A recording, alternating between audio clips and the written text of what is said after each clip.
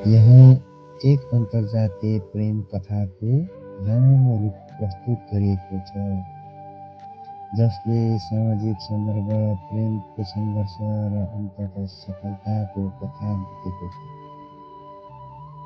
सत्य कथामा आधारित छ यो कथा र हालसालैको कथा हो। कथाको शीर्षक रहेको छ सिन्दुरको साक्षी।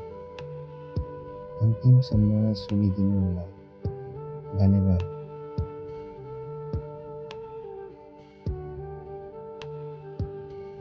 गोर्खा जिल्लाको एक पहाडी गाउँमा बस्ने सुजन थापा मगर स्वभावले नम्र र सबैले मन पराउने, सबैसँग मिलनसार थिए। उनी गाउँकै माध्यमिक विद्यालयका गणित शिक्षक थिए। उनी सधैँ शिक्षाको माध्यमबाट समाजमा परिवर्तन ल्याउने सपना देख्थे। एक दिन गाउँमा नयाँ स्वास्थ्य सहायकको राधिका आर्याल आइन्, जो चितवनबाट पढेर गाउँमा सेवा गर्न आएकी थिइन्।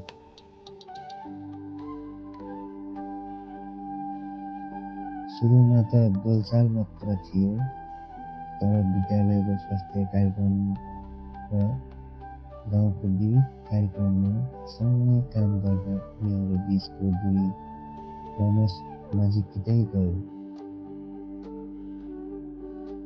राधिकाको सरलता स्वभाव र आत्मीयताले सुजनको मन जित्यो। उता सुजनको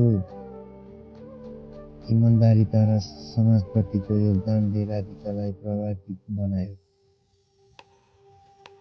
उनीहरूको भेटघाट बढ्न थाल्यो। केही महिनापछि सुजनले साहस जुटाएर राधिकालाई प्रेम प्रस्ताव राखे।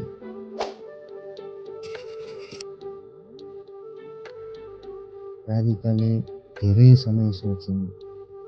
उनी थापा जातको थिइन् र आफ्नो परिवारको कट्टर सोचबारे जानकार थिइन्।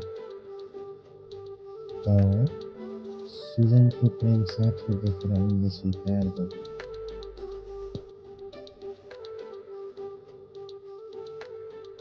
समस्या तब सुरु भयो जब उनीहरूको प्रेम सम्बन्ध दुवै परिवारलाई थाहा भयो। सुजनको बुवा मम्मीले त केही भन्नु भएन, तर राधिकाको परिवारमा चाहिँ हङ्गामा मच्चियो।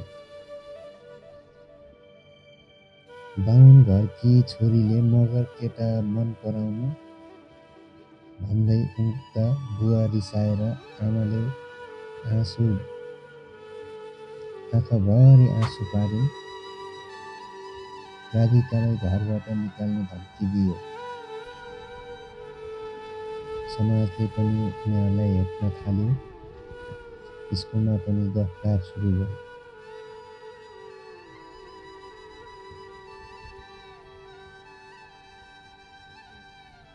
सुजन र राधिका केही समयका लागि अलग बस्ने निर्णय गरे। यस बीचमा राधिकाले एउटा पत्र लेखिन् उनका बुवा आमालाई। राधिकाले यस्तो लेखेकी छिन्, म जात हेरेर होइन, पात्र हेरेर प्रेम गर्छु। सुजन मेरो लागि जीवनसाथी बन्न लायक छ। समाजले के भन्ला भन्ने चिन्ता भएन। म तपाईहरूको सम्मान सधैँ गर्छु, तर म मेरो निर्णयबाट पछि हट्दैन भनेर राधिकाले लेखेको थिइन् बुवा आमाका लागि। पत्र पढेपछि राधिकाका बाबाले केही समयपछि कुरा गर्न चाहने सङ्केत गरे। जब सुजन र राधिकाले थोरै समय धैर्य गरे, 1 वर्षको सङ्घर्षपछि राधिकाका बाबाले विवाहमा सहमति जनाएर जात नमिल्न सक्छ, तर केटाको सोच राम्रै छ,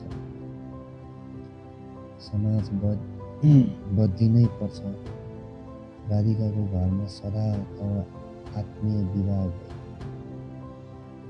गाउँलेहरू पनि उपस्थित भए। जातीय बन्धन तोडेर दुई मन एक भए। सिन्दुरको साक्षीमा उनीहरू नयाँ जीवन यात्रा सुरु गरे।